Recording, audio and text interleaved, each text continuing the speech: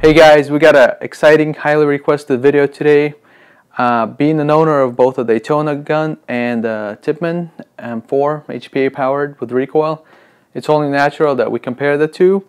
If you're not familiar with the Daytona, it's a whole proprietary system that's unlike pretty much anything else out there. It's a drop-in kit that goes in your gun, and it's powered by an external tank and high pressure air. And it cycles an actual huge heavy bolt, which makes for incredible, I wouldn't say realistic, but definitely as far as airsoft goes, the most intense recoil that I've ever felt. And then on the other hand, we have a Tippmann, which is sort of a mass-produced version of it, but they actually work fairly different from each other. It also cycles a recoiling bolt, and it's very similar to the Daytona, but there are very important differences between the two that put them in two different categories. So let's take a look at them as they are in sort of their stock form, if you could say that. And then later on, we're going to take the Tippmann, do some visual upgrades to it, courtesy of Airsoft, and we're going to put in the heavy bolt from Advanced Airsoft in Hawaii. And this guy seems to be his own manufacturer. It's his own idea. As far as I know, I don't know that much, but I actually reached out to him for this bolt because I just wanted to buy it. I heard good things about it, and he was interested in some of the products I sell, so we actually ended up just switching some stuff, and here we are. I'm going to show you how to install the bolt, and then we'll compare the Tippmann's recoil to the Daytona before and after the bolt install, and just compare the two products in general so you could get an idea of what you're looking at if you're looking to buy either one. So stay tuned. We'll start off with the basic features in their stock form. So let's take a look at the guns and just see how they compare against each other. Here I have the Tippmann, and it basically is stock. All I've changed is the stock. Wow, I've said stock like 25 times in the beginning here. And I've taken off some of the rails of this modular front end. My problem with it is it's super wobbly.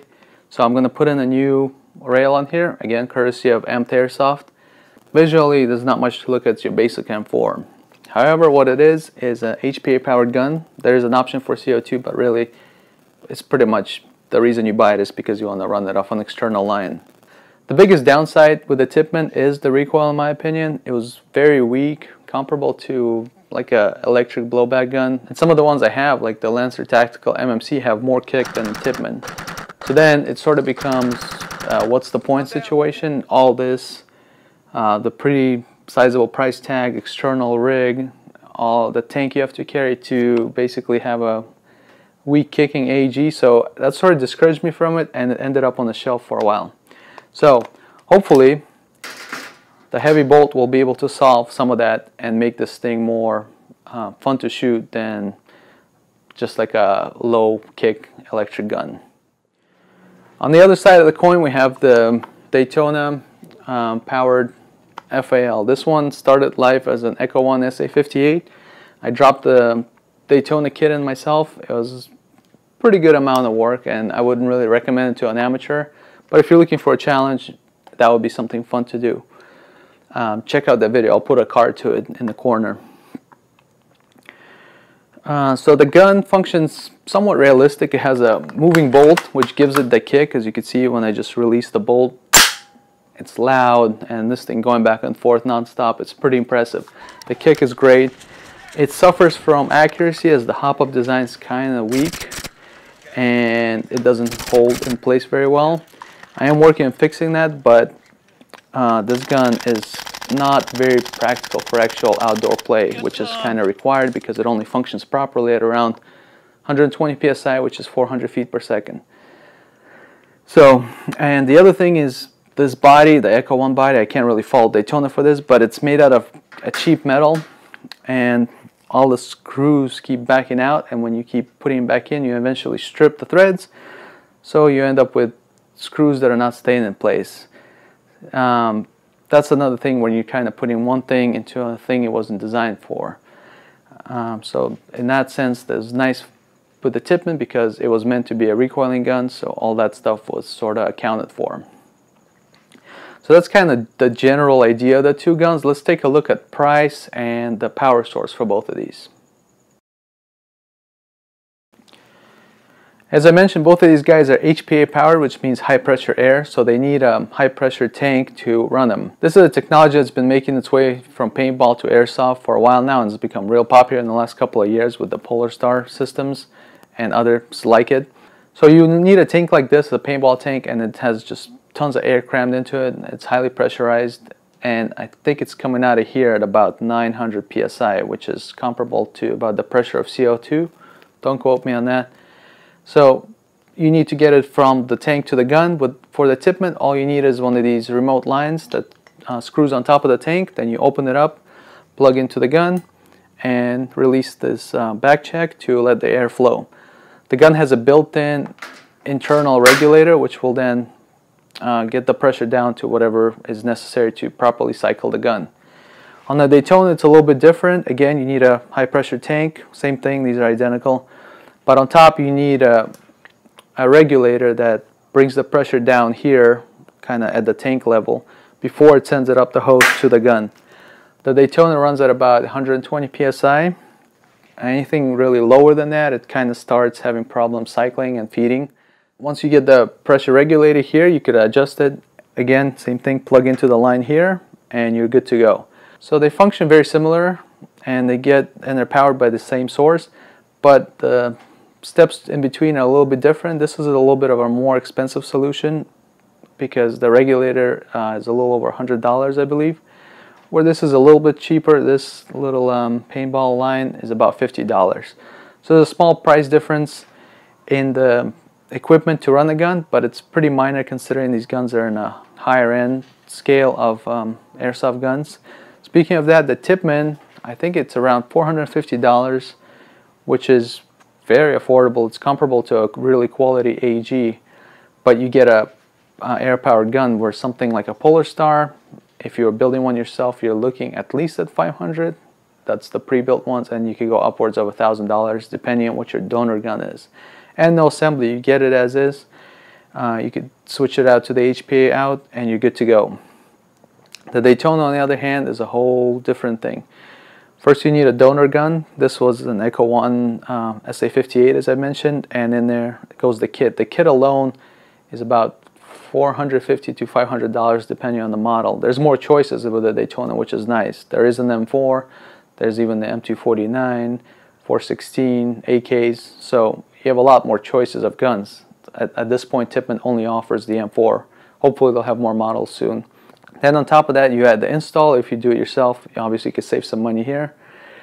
But you're looking at minimum at about $800 for one of these guns, and you could go much further if you use one of the more expensive donor bodies like those GNPs, which are hard to find.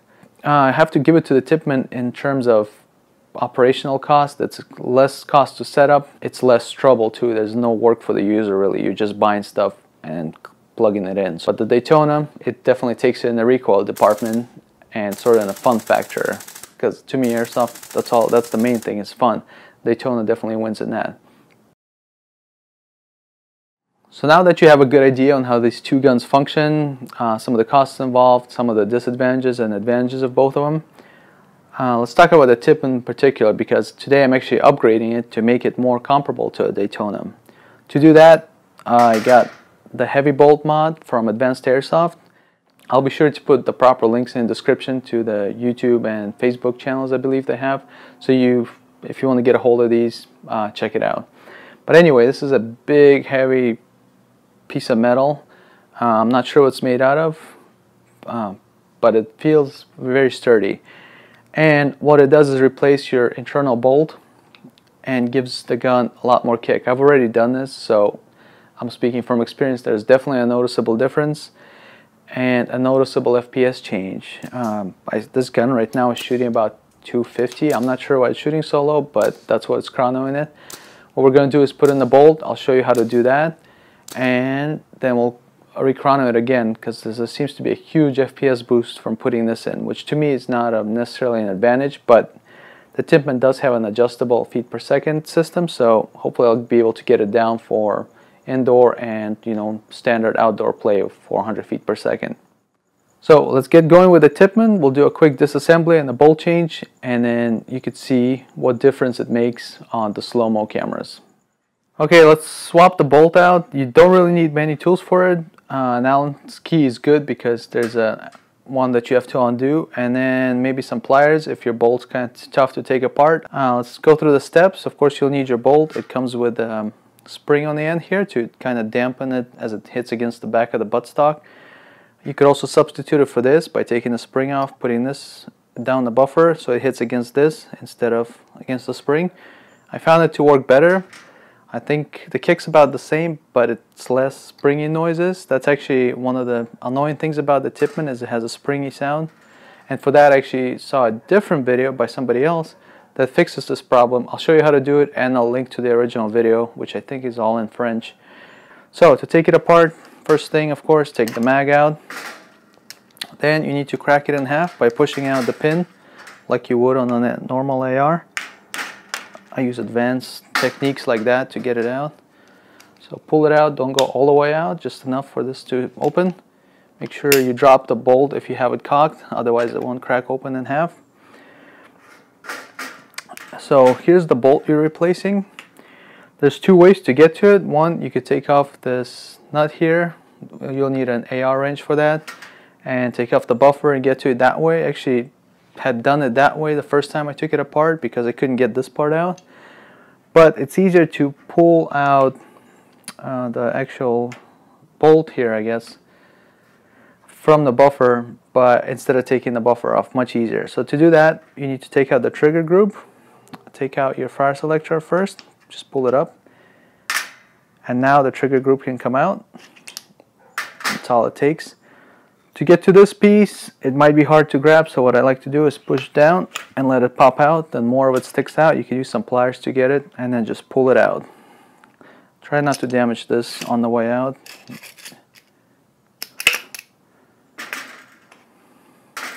So this is the original bolt, as you can see. You need to take it apart. It's a two-piece design. It kind of does this. So to do that, get an Allen key, and there's a reciprocating Allen screw in there. So lock it down on the other side, and you just need that to break it free. After that, you could do it by hand. So that's good enough. Alright, so when that's apart, now you could take it out. You're basically just trying to get to the spring because you will be reusing the spring. This Euro bolt, you'll no longer need anything from it. So here's the new bolt. It'll come like this. Like I said, I prefer the rubber stopper instead of the spring. So I'm going to take the spring off. There we go. Put that aside, and we'll be using this instead. Okay, now we're ready to put it back together. The one kind of problem that the Tippmann suffers from is a springy noise, and I think what's happening is when it's bouncing around in there, the spring, after recoiling, it's hitting against the buffer tube and it's making a springy noise. It's also hitting against this. What I saw one YouTuber do, I can't remember the name at the moment, but I'll link to it in the video, is wrap this spring in paper. That's all he did. He also wrapped this in tape, which again would also dampen the noise. I just tried the paper mod and it seems to work really well, increasing the quality of the sound and decreasing some of that springy noise. So cut out the length of the paper to, I believe, about this length, which is the size of the compressed bolt. Mine's already been beat up a little bit, but it seems to work. Now you're ready to put it back together. So first thing, drop this with the rubber side to the top. Make sure it's pointing the right way. Looks good. Next, I'm going to take the spring and I'm going to wrap it in this. And then drop that in there, followed by the bolt. And you can see there's a lot more tension on here where the other bolt wouldn't want to come out. This bolt never stops popping out. And now reassemble it just the way you disassembled it. Go ahead, put the trigger group back in.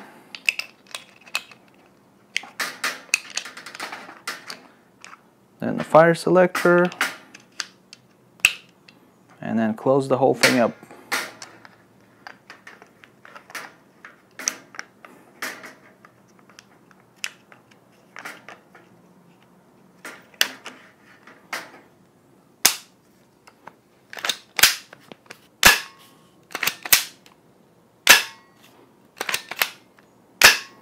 You could feel the kick increase instantly just from putting the new bolt in there, even dry firing it.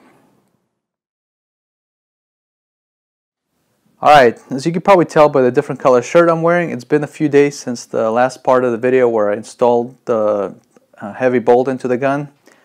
Since then, first thing I did is crown it right after putting the bolt in, and there's a huge FPS jump by just simply swapping the bolt exactly as you saw. It went up to about 450 feet per second, so it was a 200 FPS boost just from the bolt.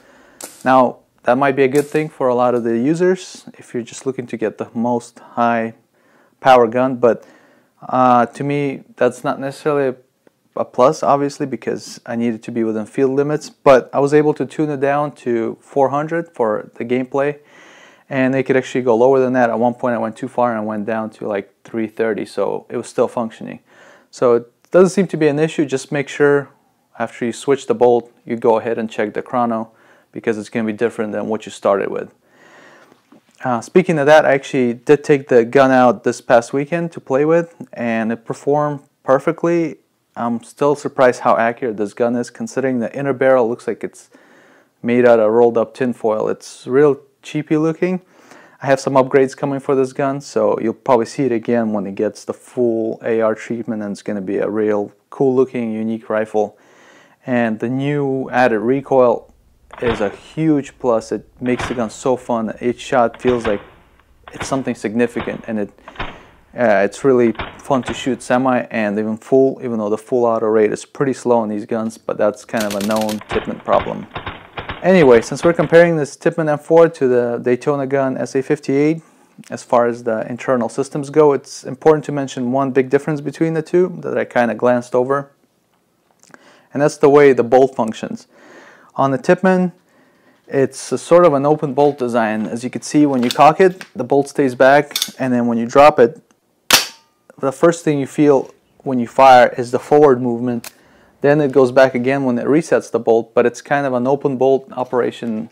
So the recoil is sort of unusual, where it goes forward first, then backwards, versus other guns like the FAL here, where the bolt is closed, then when you fire, the bolt goes back, so you get that jolt, and then it comes forward and resets the gun, and it's ready to go again, which is more realistic. There are open bolt guns, but an M4 certainly is not an open bolt gun. Looking at the recoil side by side, in semi-auto it's pretty comparable now with the heavy bolt, but where the Daytona really shines is the full auto. As I mentioned, the rate of fire in full auto on the Tippmann is slow, even with all the tuning I had to do. It's hard to even find that place where the full auto will work properly, and when you do, it's barely full auto. Really, you could probably outshoot it trying to shoot semi-auto as fast as possible. So full auto is a pretty big letdown on this gun, and hopefully that'll be something that gets fixed in the future. The recoil on full auto on the Daytona really moves you around. It's pretty impressive, and it's loud. I had my wife record the slow motion parts of this, and she was covering her ears when I was shooting this thing. It's just that loud. But I think the major appeal of these two guns is the recoil. The Daytona is still the king, but the heavy bolt gets the Tippmann right up there, really close. What I do like about the Tippmann, and between the two I would actually choose the Tippmann as my gun to use, is the fact that it's actually skirmishable. It's very accurate, amazingly accurate. I hear people complain about the hop-up design. It's very unusual, but it works really well for me. And with the upgrades I got coming, a flat hop and a tight bore inner barrel and a new bucking, it should really be a very impressive gun, and I'm really excited to actually use it because it's becoming one of my favorite guns quickly. Strictly recoil, you get the Daytona. It's hard to beat. I don't know anything that can outdo it. So in my book, it's the heaviest hitter. But if you want something that is fun, has recoil, sort of realistic in function, and you could actually use it in the game, indoor, outdoor, with a simple turn of an Allen screw, go for the Tippmann. Fairly affordable, extremely fun, and upgradable like most M4s. That's kind of the overview of the two guns. Big shout out to Amped for providing this front end rail for me. I love the way it looks, and there's more stuff coming to go on this gun. And speaking of amp, you guys should really check them out if you're looking for any HPA stuff, because that is their specialty. So hopefully Tippmann will keep going the way they're going. They should really consider this heavy bolt as a standard feature on their guns. The guys at Advanced Airsoft, they did a great job. It's an amazing feature. It seems to take nothing away from the gun as far as performance and only makes it that much more fun to use. So hopefully Tippmann's paying attention, and that is something they'll incorporate into this gun and the future guns, and hopefully they'll add more models, because right now the Daytona has it beat in variety. And I love variety, as you can tell by my wall. So hopefully you guys enjoyed this little side-by-side. If you weren't sure what the Daytona is or what the Tippmann or what's so special about him, now you kind of understand the appeal. And if you're looking to buy one, now you have a little better sense of what to expect if you do. So thanks for watching. Please subscribe, and I'll see you on the next one.